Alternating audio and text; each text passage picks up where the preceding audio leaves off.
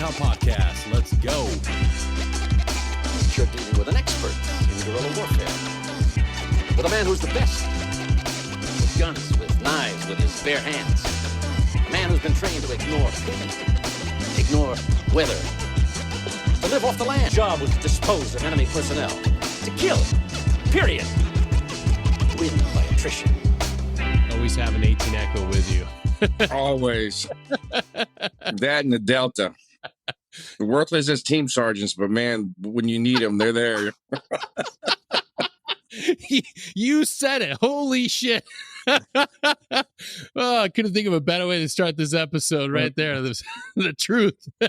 Perry Blackburn, welcome to the show, man.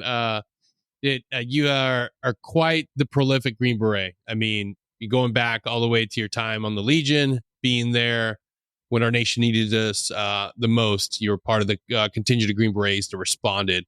And then you didn't let life slow you down. You've done amazing things. Semi-professional ball. Yep. You founded companies, been an entrepreneur, and now you're running afgfree.org. One of the great things about this project is being able to reach out to our SOF veterans and ask them for their information, for their guidance of how they made that transition from Green Beret to successful entrepreneur, successful business owner, to being successful on the other side. Because just like our creed says, live to succeed again. Our mission isn't over once we retire. It starts right back up. You're always earning that Green Beret. So Perry, today, I just want to go back through your life and talk us through how you found yourself, not only in the regiment, but being able to be successful again on the outside. So I would say, first off, we all have our challenges with that, especially when we transition out. I mean, I don't know of anybody yet that has done it easily. Like, everything worked out for them. Maybe it worked out professionally, but personally, there might have been some issues. Yeah. And I think for me and many of us, it stems from the fact that, let's be honest, you're around some of the best people in the world. Yep. For a large part of your life. And then they're gone. And it doesn't really matter if you're an officer or enlisted. It's how you buy into the regiment, what you buy into the brotherhood. What is your stock in that? And for me, it was all in. Like Texas Hold'em, brother. I'm all in on this whole Green Beret thing. And that means that you have to develop those personal relationships.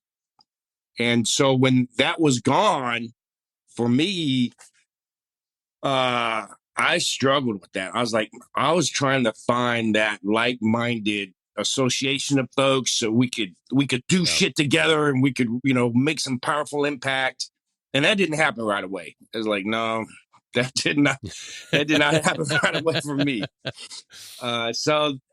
But over time, I found that soft spot where I was able to still maintain my contacts, still have a professional life, try to figure out my personal life and kind of put them all together.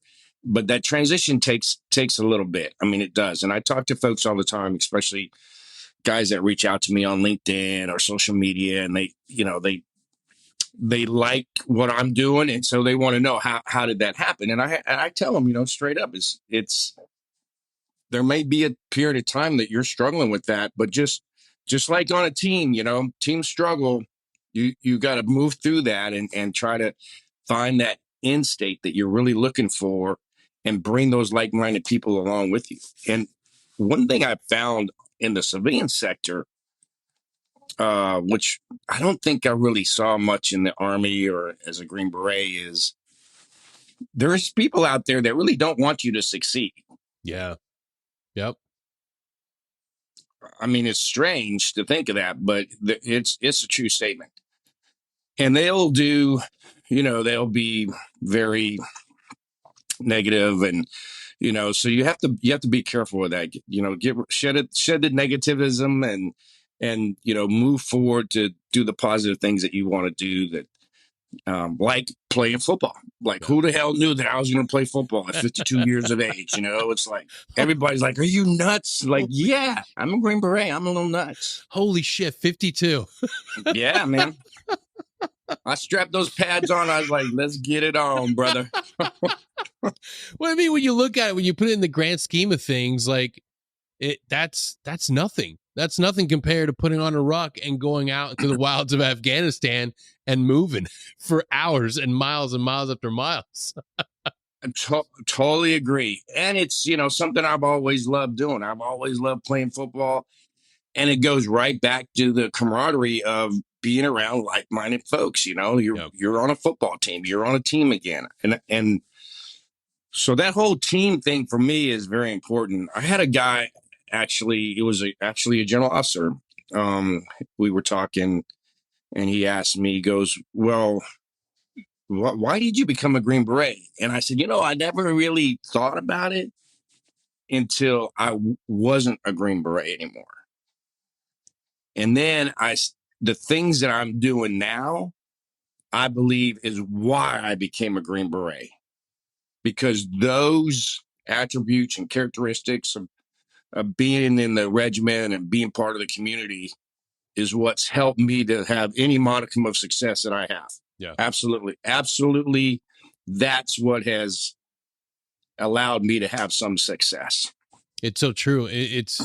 We have to understand that the uniform comes off, but the values, the hard learned lessons, we don't shed those. We don't shed that part of the identity. You're not going back in the team room once you ETS. Like that's understandable. But everything that made you successful as a Green Beret, as a soft professional, that's coming with you. That's coming in the Diddy move, brother. That's coming with you wherever you go, if you choose to take it. Yeah. And that's a reality of it. It's understanding that, hey, some things I got to let go, and I'm not going to be bitter about it. I'm not going to be sad about it. I'm going to be able to move forward and take all those attributes. Like what made you successful through selection, the Q course, and deployment after deployment is still ingrained in you. It's still part of you.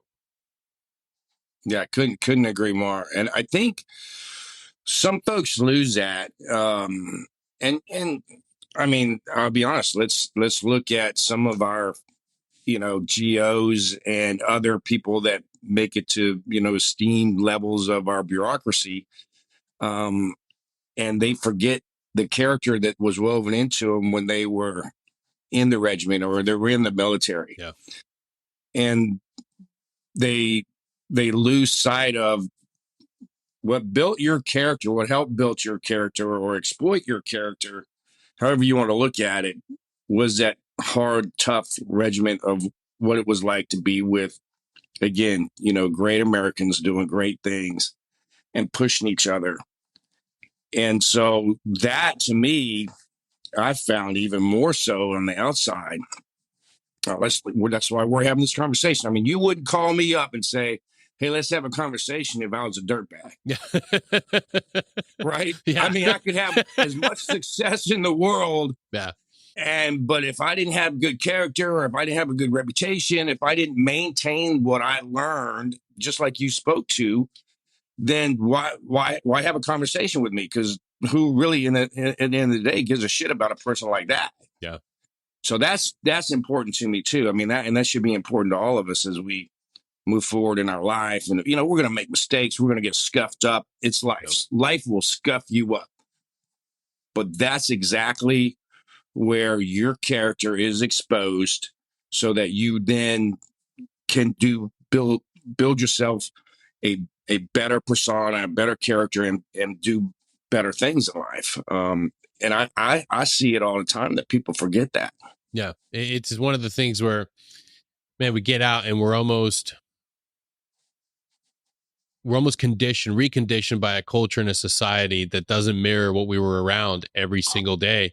And it's like, hey, man, like just because the culture's shifting, just because now you're surrounding by a lot different characters are a little less, reputable, doesn't mean you have to take on those characteristics. You're still a person, a man of quality, a man of like mission, essential, like purpose. Retain that. Be willing to hold on to that, and don't get dissuaded. It's easy to get swayed by what we see in today's world. And it's just going back to that hard work, even when no one's looking, like maintaining those values. Like, yeah, it's not admirable to some people, but the people that really matter are going to look to you for guidance and for that exemplary leadership. It's still important. It's just right now it's the counterculture. It is, man. And we all say it all the time. It's like, what kind of world am I living in? But it's the world that I believe needs us even more Yes. to stand firm on our characteristics, our character, our beliefs, our values, our morals. And so it kind of guides other folks in that direction, because there's, we hear of guys contact me all the time and they're struggling. I always take time, man. I always take time to talk to whomever is out there and just kind of help them work through some of these challenges that they have. And a lot of it is, society today.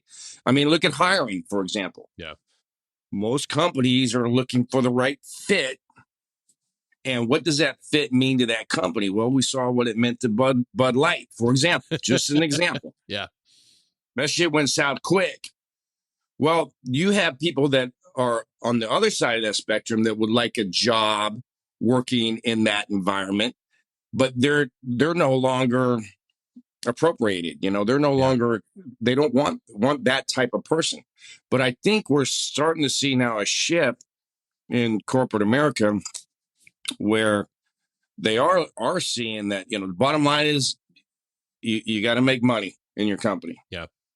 I mean, you got to make money to feed people, to hire people, to have the business that you want. And you got to have you have to have those people, even it may not be a right fit socially that you want, but it's the right fit to help your organization get better. Yeah. And I think we're seeing a shift to that. And we kind of do that all the time. The military does it too, right? We swing way over one way, and then we try to get back to where it works for the military.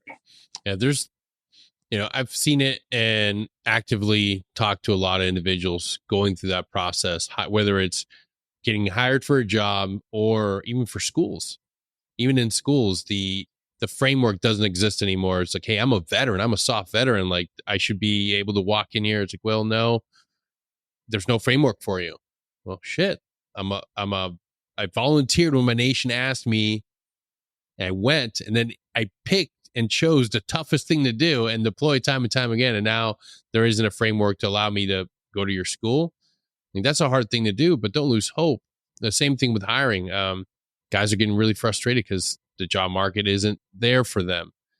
The reality is, work your ass off, network, connect with your brothers on the outside, get that face to face, and then they'll see the difference. Just hearing your experience, hearing what you've gone through, the choice will be clear. And I know it's a lot of hope and a lot of optimism, but that's a lot better than pessimism. That's a lot better of facing down these impossible odds and just being negative.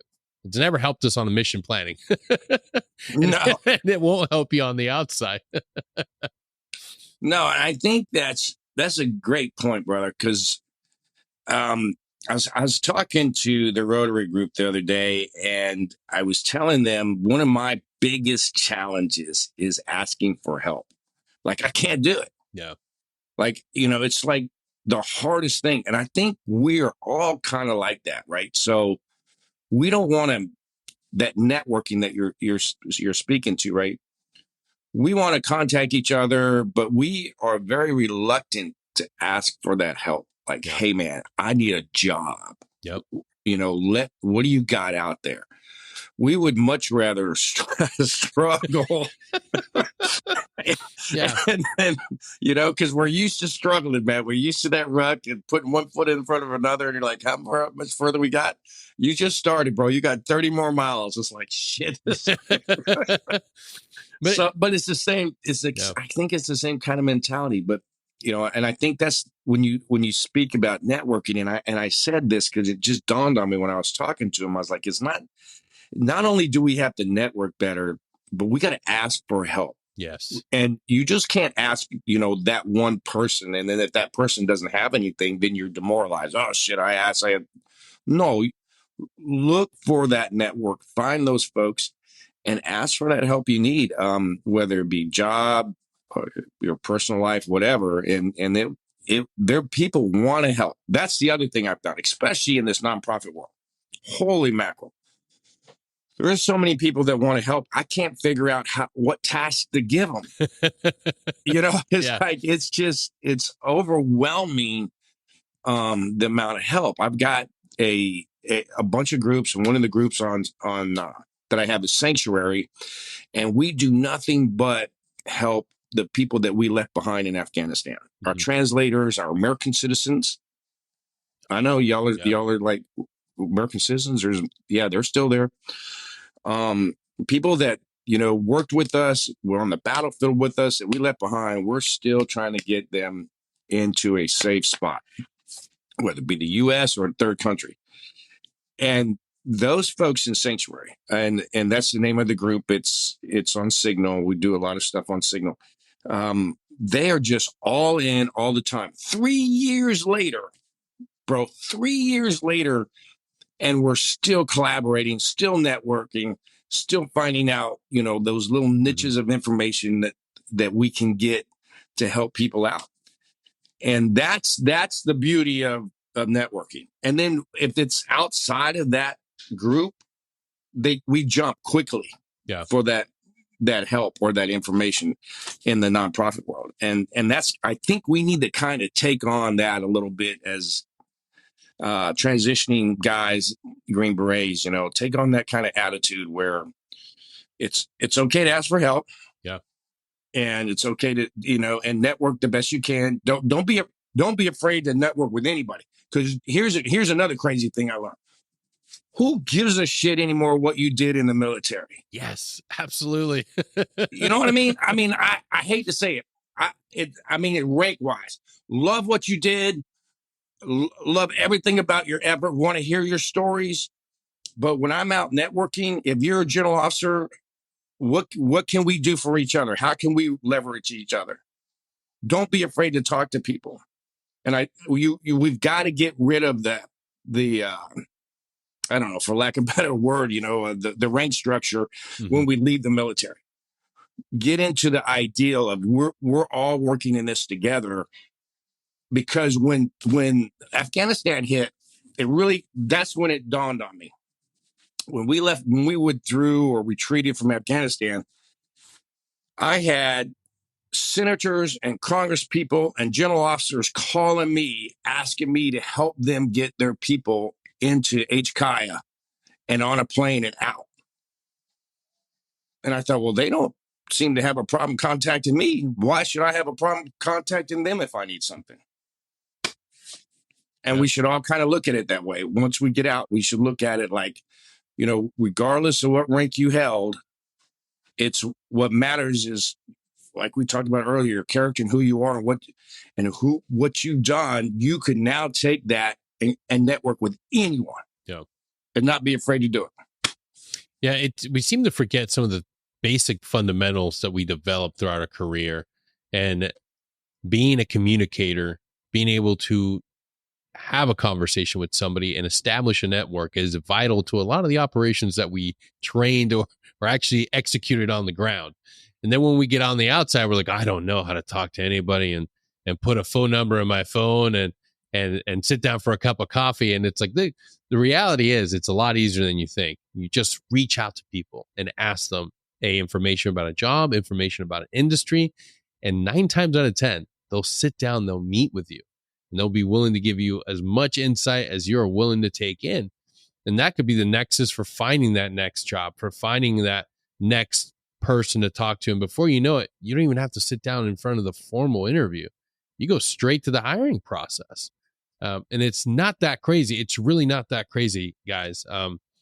Being able to sit down and connect with people you served with, people that are 2 degrees removed from them in the career field that you want to go into, it starts as simple as just reaching out on LinkedIn, having that cup of coffee conversation.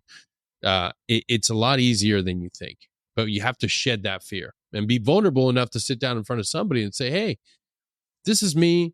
I'd like to help in getting information on this job or this industry. It's that simple. And we just forget.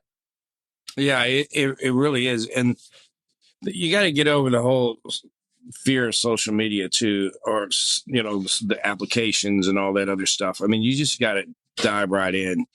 And, I mean, that's how I ended up playing, as I call it, professional football. Everybody else wants to call it semi-pro, whatever. It's professional enough, damn it. Damn it, man. But it's over social media, I mean, there was shit. an opportunity, and I was like, oh, okay, well, let's go to the UAE and try out for some football. And, I walked out there and they're like, oh man, what the hell is going on here, And so I talked with the coach, and you could see the skepticism I mean, he was just very skeptical about the whole thing. But I was like, no, we're so I had the one half of practice, and I was throwing the ball around, and they're like, man, this guy can throw a football. And so then this guy comes up and he goes, hey, here's my helmet. Try my helmet on. I'm like, okay, yeah, helmet fits good. And coach goes, well, you want to try to run a play? And I'm like, sure, So I go in the huddle, but I had been watching, observing like we're trained to do, And I knew that the receiver, like that cat was good. And he had something going on for him. Come to find out, he played for Seattle at one time. And Corey Williams, great, great guy. And so I called the play in the huddle. It was a run, but I said, hey, I'm going to audible if I see the safeties pull up. And Corey, if I nod to you, I just want you to do a fly. And everybody's like, what? What's going on? I was like, yeah, if you hear me say black, black, black, we're throwing the football. So I got up, and I was under center and I said a few things. I looked around and sure enough, the safeties came up, but I pulled off and I told him a shotgun. And everybody's looking around. The coach is like, what the hell is he doing? And I'm like, black, black, black. And I nodded to Corey, and Corey knew right away. I mean, that brother was locked on. Snapped the ball, pump fake to the right, looked back to the left. Corey's wide open, threw a bomb, caught it, touchdown. That other quarterback never played another down. Job's mine. Job's mine. But, it's what we're willing to do, and the risk that we're willing to take. And it all started off of social media. I mean, I found out about the opportunity on social media. If I closed myself off, yeah, I would have never had that experience. And I'll take it one step further. If you weren't open to the impossible, like so many of us get out and we immediately go towards the mundane. We go through, I'm going to go for the sure thing. And I get it. I understand that no one wants to deal with that fear and that anxiety of putting a paycheck or not having a paycheck, not having groceries on the table, not being able to provide for your family. But you've been in dangerous situations. You've been in emergency situations. You've been faced with the impossible. And what got you through those situations, what got you to that win, what got you to being there, being successful, wasn't going for the sure bet. It was going for the impossible, being willing to say, you know what, I'm going to bet on myself. I have this idea, I have a runway, I have a certain amount of money, and I have conditions and standards. I'm going to fucking try for the impossible. Because why not?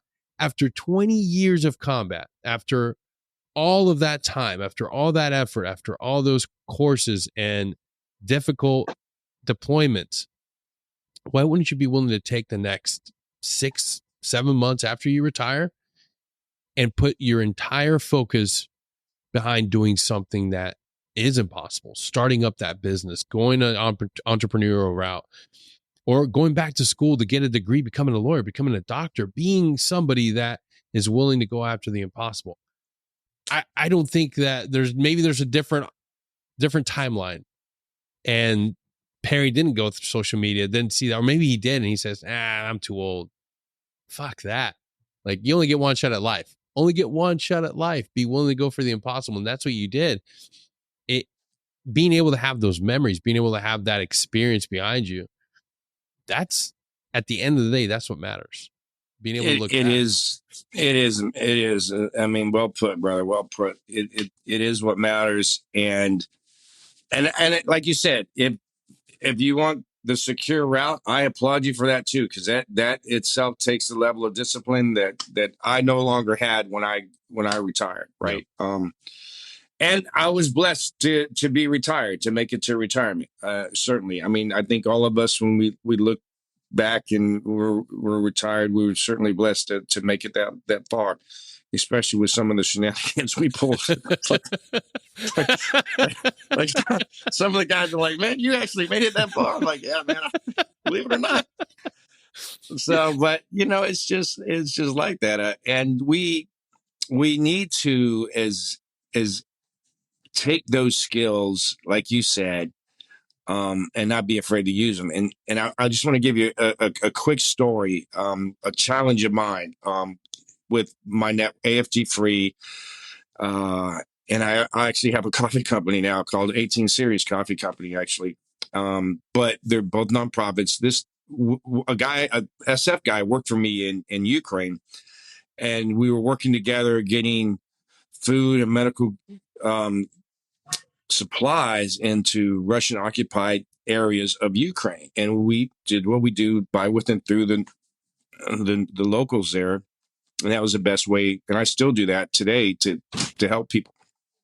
Well, Nick Mamer, and you can look it up, he was killed, actually.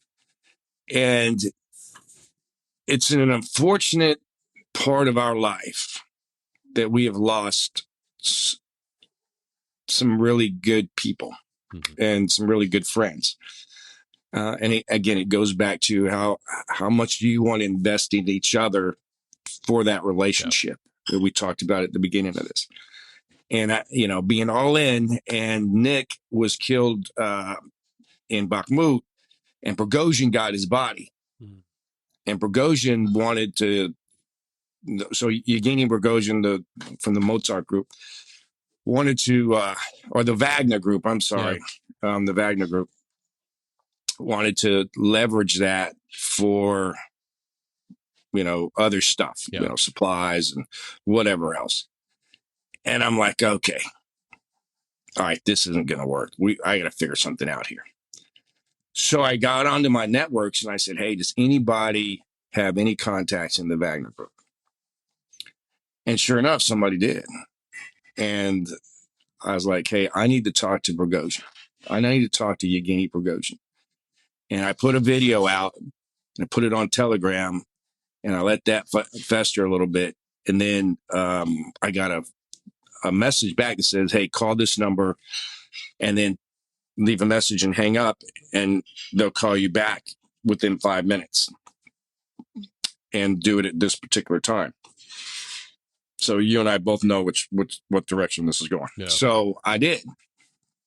Hung up, got a call back, and the guy on their phone with a deep Russian accent was like, yes, we know who you are, Patty Blackburn. What is it that you fucking want, kind of thing. And I'm like, I want Nick's body back.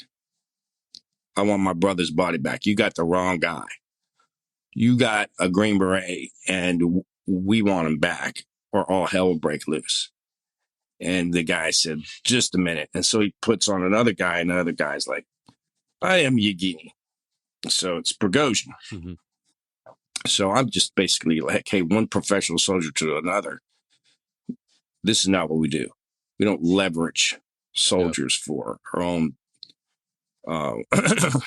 outcomes. So I was like, let's do the right thing. Give us back Nick Mamer, because he knew who it was, because they had his name and everything all over Telegram, all over on social media.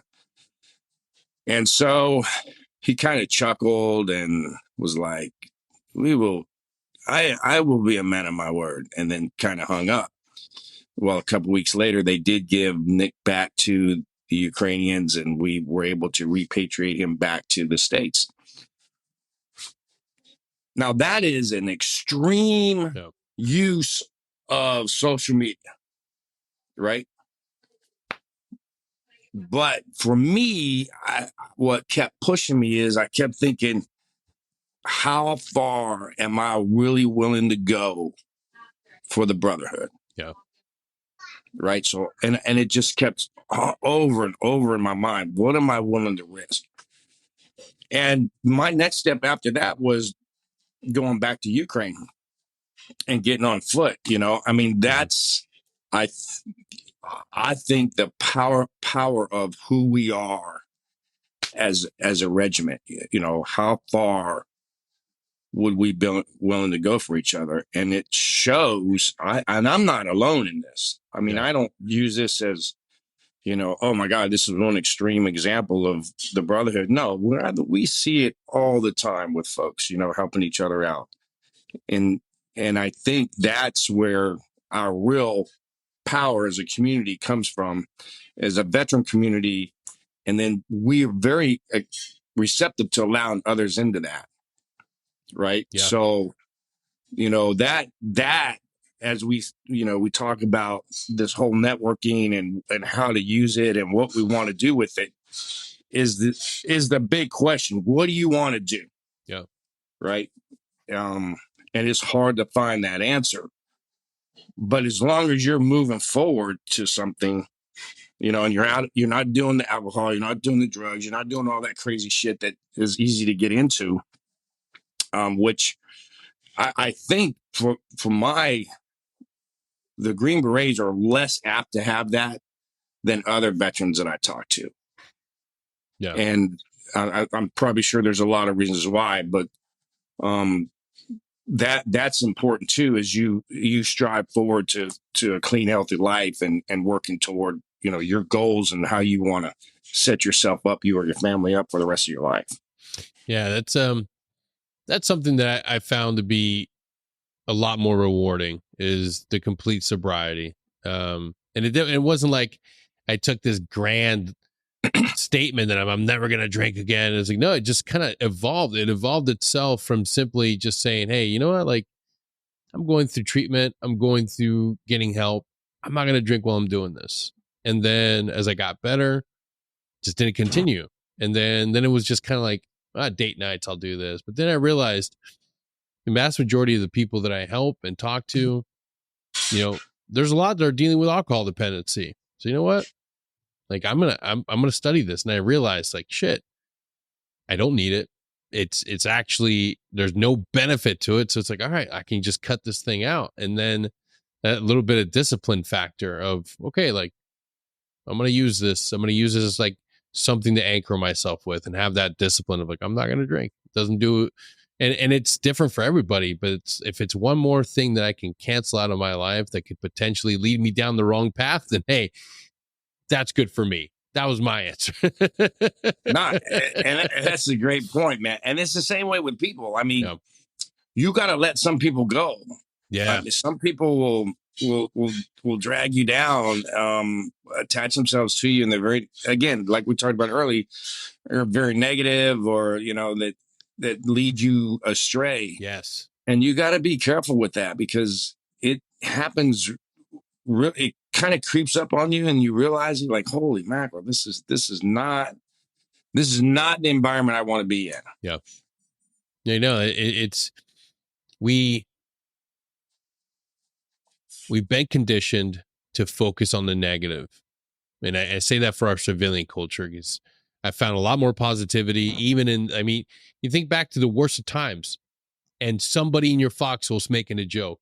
Somebody in the gun truck is making a joke in the most inappropriate time to pull you back in. Doesn't matter what the odds are. I've seen guys in situations where, you know, you might have lost a friend and things are looking dire, and there's somebody always willing to engage in humor to pull you back in, to keep you back in the fight. But our civilian brothers and sisters, there's a big culture of pessimism, of being negative, of not being satisfied with what you have. That next option, all right, I'm not living the life I want because I don't have this high paying job. I don't make this much of my salary. I don't have the latest car. I don't have the new cyber truck. And the list goes on and on.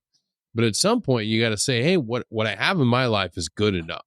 Like, I am working towards a greater good. I am doing good and of service to others. I'm doing good. I am happy with what I got. Like, man, chasing after the next big thing, chasing after the next material good, and being constantly angry that you don't have something that somebody else has leads to disaster. It's not fruitful. It doesn't give you any benefit of understanding that what you have right now in your life is amazing. You're breathing, you're putting food on the table, and you've got great friends. And that's not a bad thing. Yeah. Don't ruin that. And it's funny because like over 2,000 years ago, there was this guy that actually taught us that. And for some reason, it's an easy thing to kind of replicate in our life and it will help us out. But we no longer in this part of where we're at in our culture, feel like that's relevant to our lives. Yeah. And I think it's more relevant today than it was even, 2,000 years ago, because it's a message that has lasted the test of time. And if you just take those principles, treat others like you want to be treated, don't want what others have. Yeah. I mean, even more so now than ever before, right? Oh, dude's got a cyber truck I need to go get too. No, you just need to enjoy what you have, man. Enjoy what you have. And I think that and part of it is social media. Part of it is we know more about other people's lives. And so that gives us that wanting feeling. I used to tell my kids growing up, separate your wants from your needs, man. Yeah. You got to separate your wants from your needs. And, we need shelter, we need food, and we're human beings. We need companionship. Yeah. And you get those things, you're doing pretty good. You're doing pretty good. You can survive off of that, and you can thoroughly enjoy what you have. Which is another thing I was thinking. I got grandkids now. I know y'all are like, what? Really? Surprise. Yeah, I'm 42. No, I'm just kidding on that. It's a shame. No, I'm not. But I was like watching them the other day, and they're so happy about everything. They're like happy. And I'm thinking, when did we lose that point of being happy? Yeah. Like you can see people, you get a new job. You should be happy. You should be like, man, this is awesome. And instead we kind of take it. Yeah, I got a new job, and you can hear people in their voice already, but I don't know, if it's going to work out. Like, bro, that is not the attitude to come in a new job with. You need to come in happy, ready to knock it out of the park. Let's get it on kind of thing. Like when we were on a team together and we got a mission to go do something. I mean, we were like all in. I can't say we were always happy about it, but we were all in. I mean, I will say, though, in 2001, I don't care what anybody says. Anybody that rolled in after 9/11 to Afghanistan was happy about it. I mean, I wanted retribution. I wanted this for America. We were all in. There was zero complaints on anything. Yep. The usual complaints that you hear when you do exercises or you're going over for an MTT or something, those were all gone. It was all in, everybody, let's get some. And it worked out that way. And it was the most professionally rewarding part of my life to be with, great Americans, great Green Berets, going into Afghanistan and linking up with a warlord and just creating havoc. Yeah. No, it's funny that you bring up happiness. That's something that I've focused on. I'm studying it for school, and the science behind happiness is insane. Right now, if we just took a general consensus of a lot of people, they would tell you, like, I don't make enough money. I don't have X amount of time at home. I'm not enjoying X, Y, and Z.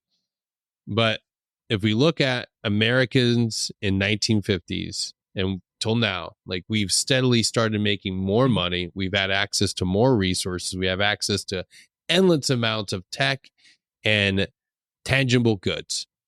Yet the American of today is infinitely less happier than those of previous generations.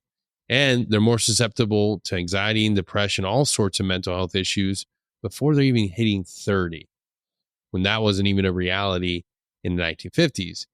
And when you look at happiness and you realize that it's no longer, it's not about the monetary, it's not about the amount of money. There is an actual number of dollars. Once you meet your needs and you can put food on the table and you can provide for your family as a place to live and you can be comfortable, like start looking at the connections you have in your life to really put faith and like ground yourself in. That's what matters. Like I know I'm speaking to the choir. I mean, we all deal with it. We want the next iPhone. We want the next shiny thing.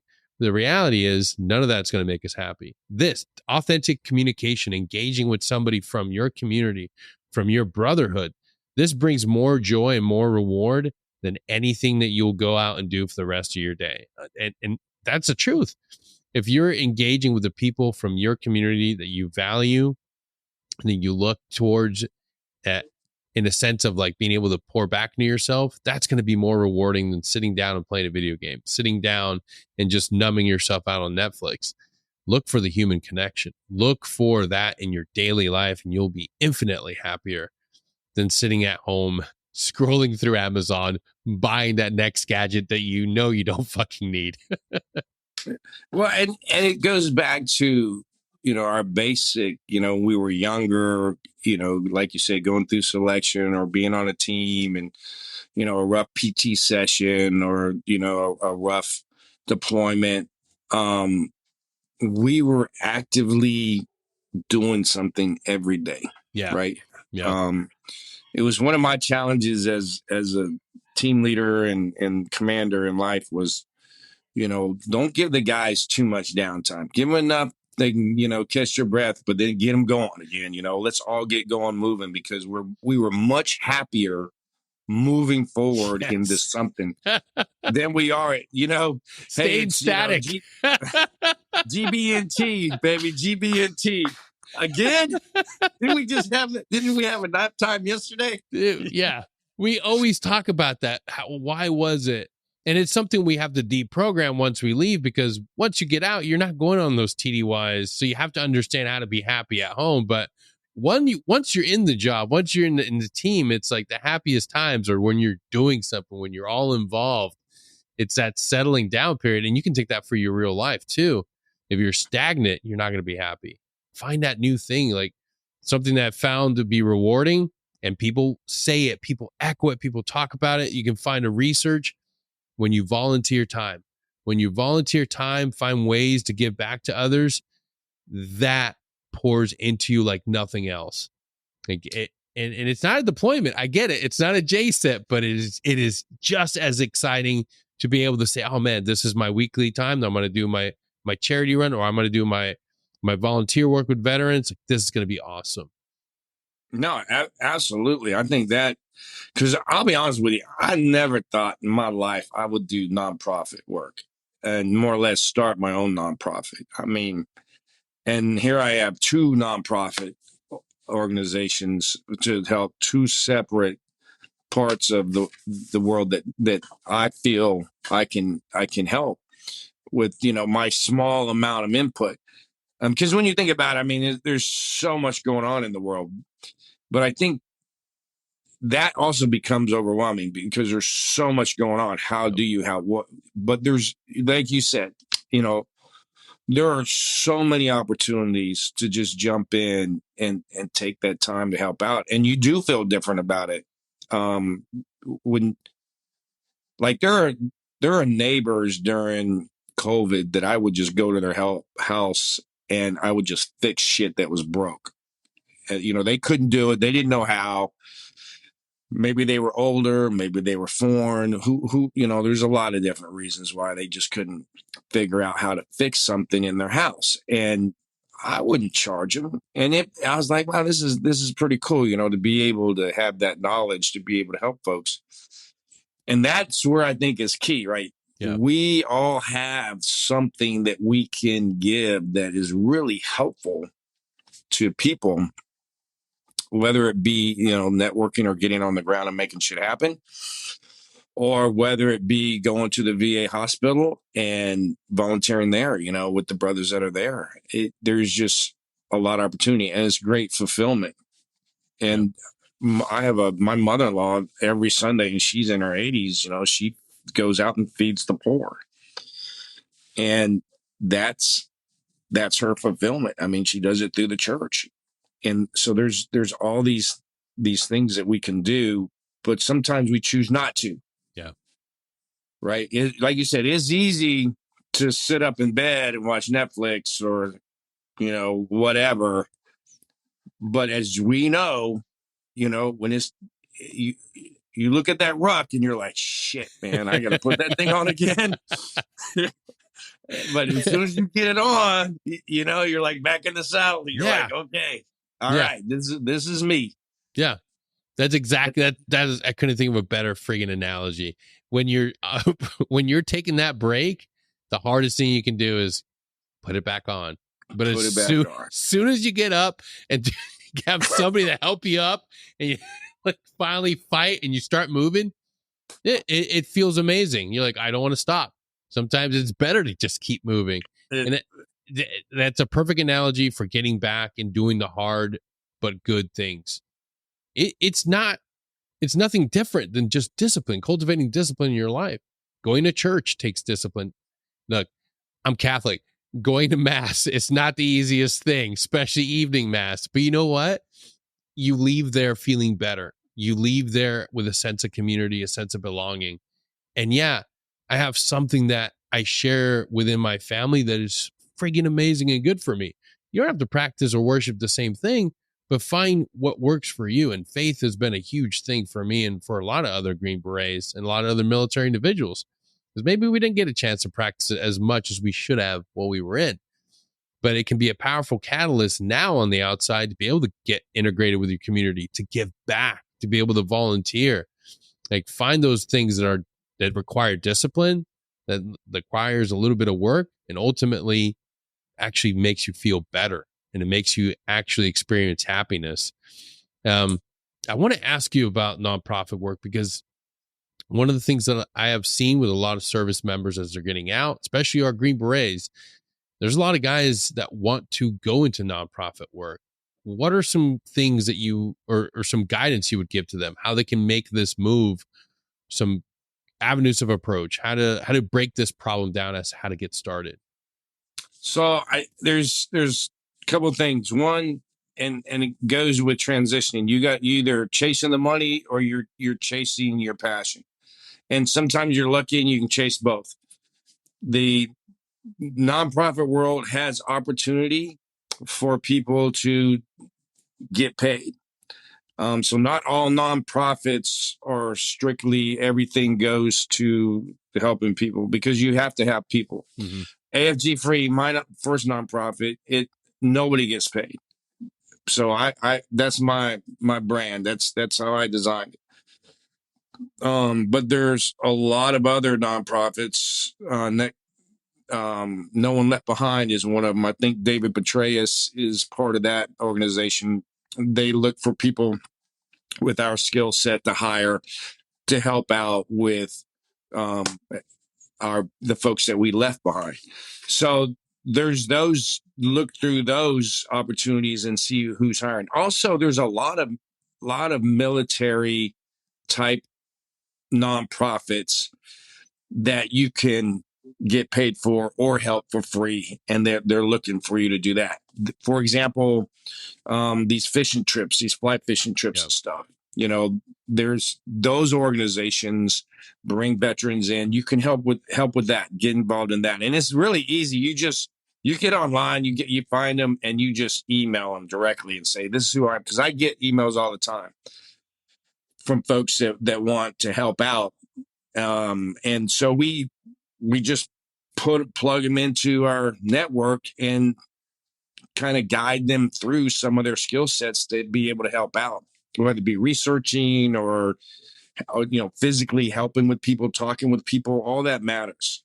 So that's kind of I think the two different directions to go. And the government, of course, NGOs, non-government organizations, they hire also, which is kind of fits really into the Green Beret skill set because they go into austere environments. The difference with them and us is nonprofits take much more risk at getting things done than an NGO will. The NGO is constrained by the government. Yep. I mean, you look in what's going on right now in Israel and Palestine, you know, they want all these conditions set before they'll drop a piece of food in there. Well, Yep. we're not like that. We're totally, nonprofits are like, we'll go in there. I'll go into Russian occupied areas of Ukraine and take care of business right now. NGOs will not do that. So you just kind of understand that. So there's that opportunity. The other thing is Homeland Security, I think, is an interesting kind of organization because they have a lot of different branches, and one of them is a nonprofit like part of the organization. So they'll go where disaster hits, Mm-hmm.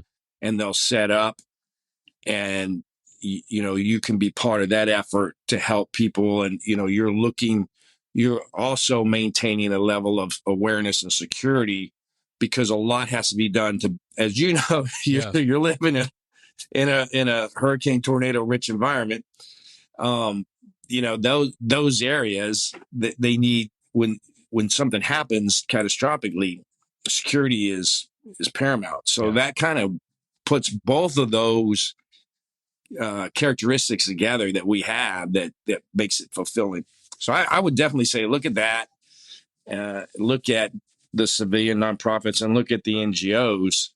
And really though, the NGOs, you know, if you get a job, get paid from the NGOs, your skill set as a veteran is much needed, much needed in those jobs. Absolutely. I think we need to stop self-assessing when it comes to what we're able to do as veterans.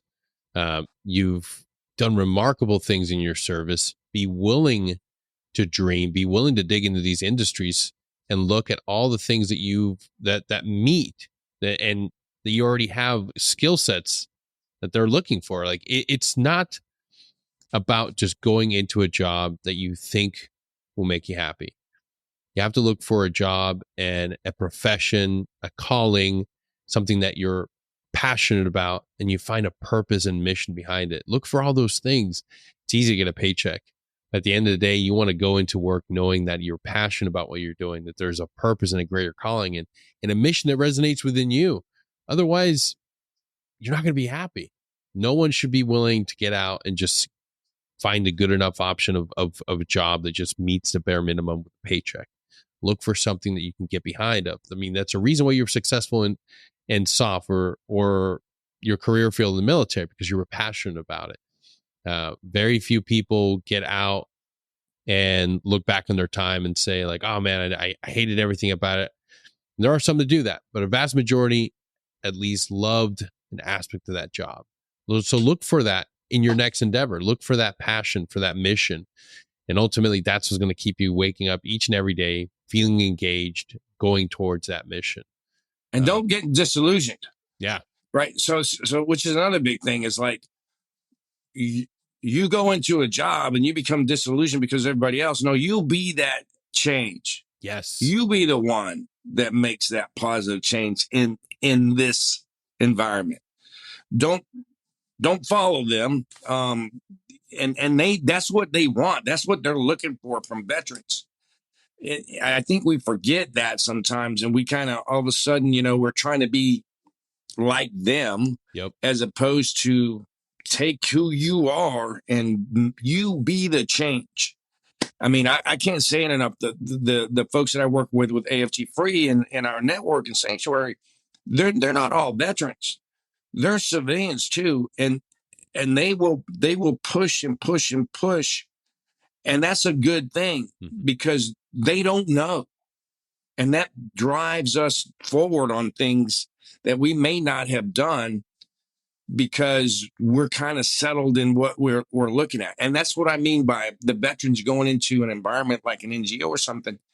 You be the one that makes that change. You be the change. You push, because you got the skill set. You know what right looks like. Bring people with you. Be that leader, and don't be afraid to do it because it's needed. It's obviously needed in our government. Holy mackerel. Oh, shit. Like, damn, man. What the hell happened to you guys? So this is what I think when we gravitate toward something a passion that we might not have necessarily known that we had in a particular endeavor, that's going to make the difference as a veteran moving forward in that space. Absolutely. No, Perry, thank you so much for being here with us today. I can't thank you enough for just sharing your insight and letting us again understand the importance of going for the impossible, man. Your lived experience and your continued endeavors is what gives us the understanding that it's not over once we get out. That if you can continue chasing your dreams, if you can continue doing things that other people say, oh, it can't be done, it's like, well, Perry did it, so why not me? Absolutely. That's the most important thing that we can do.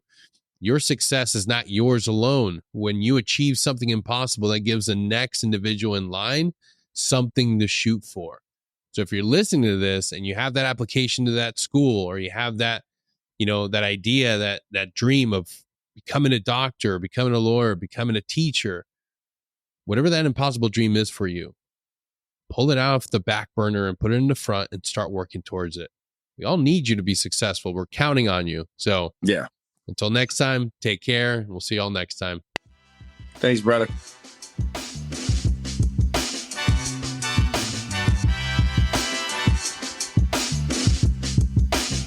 If you like what we're doing and you're enjoying the show, don't forget to share us, like us, subscribe, and head on over to our Patreon where you can be part of our community and get access to all of our episodes as soon as they drop. And remember, we get through this together. Take care.